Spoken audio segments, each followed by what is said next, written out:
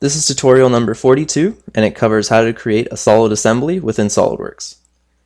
Now, a solid assembly is an assembly that doesn't move, and it's just an assembly of multiple parts to create one component. In this tutorial, we're going to create the TV remote.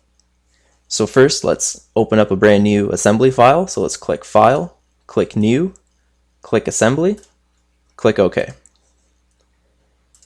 Now, to start off, let's view the origin. Click View, click Origins, and the first part that we insert into this assembly, we want it to be on the origin. And this is important as if we want to put multiple assemblies together, we want to use their origins and their planes of reference to manipulate and to mate them correctly. So if we make every single assembly on the origins, we can use the planes and the origins effectively in creating other assemblies. So to start off, let's click Browse, and let's open up the top part.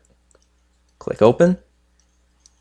And for this, to put it onto the origin, you put the cursor right on the origin, and the two origins will match up. Click OK, and now we've put in our first part. Now let's get the joystick, or the button, and we'll mate it. So let's click Insert Component, click Browse, click Button, click Open, and we'll put it to the side for now. Now for the first mate, let's mate the two circles. So this circle here and the circle of the joystick. So let's click Mate, click this circle, and we'll click this circle here. And we're going to make a concentric mate between those two. So what that means, when we click OK, is that these circles are going to be in line all the time. So you can move it up and down, side to side, but this circle is going to be inside of that circle at all times. Now let's make another mate. So let's stop this from moving side to side. So let's click this face, and let's go to the bottom, and let's click this face, and we're going to make them coincident. Click OK. And now when we look at the part, it doesn't move side to side, it just moves up and down. So let's restrict the up and down. So let's click the top face, and let's click this face, and we're going to make it coincident, and click OK. And now this button's fully defined. It doesn't move in any direction. So let's click OK. And now let's insert the infrared light. So let's click Insert Component, click Browse, click Light, and click Open. And let's just put it to the side right now.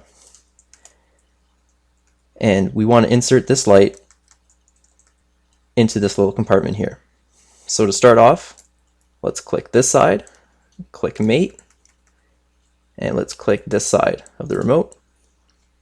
And we want to make it coincident. Click OK. Now let's click the top face, and click this face, and click OK. Now it can still move side to side, so we want to restrict that. So let's click this face, and this face, click OK. And now this component is fully defined. It won't move in any direction. Now let's get the bottom of the remote. So let's click OK. Click Insert Component, click Browse, click Bottom, click Open, and let's just put this in. Now we want to make the bottom of the assembly, and we want to mate it to there. Now in this, I have two holes protruding on each side so that we can make concentric mates here and here, and we can limit the movement of the controller. So let's click this circle here, click Mate, and let's click this circle here, and we're going to make a concentric mate, but as you can see, it's not the right alignment, so we have to flip it and click OK.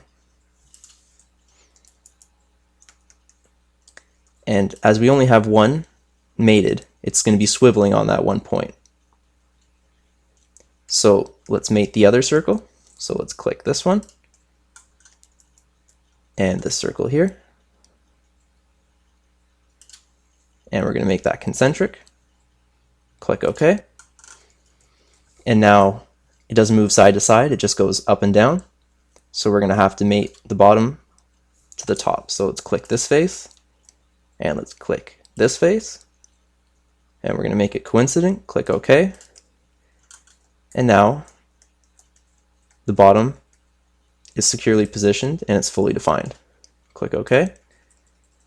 Click View, click Origins, we'll take those away. And now we've created the TV remote fully defined. So there's no moving parts, it's just an assembly of all the parts to create one component. Click Isometric View. And that's it. And that concludes our tutorial on how to make a solid assembly within SolidWorks.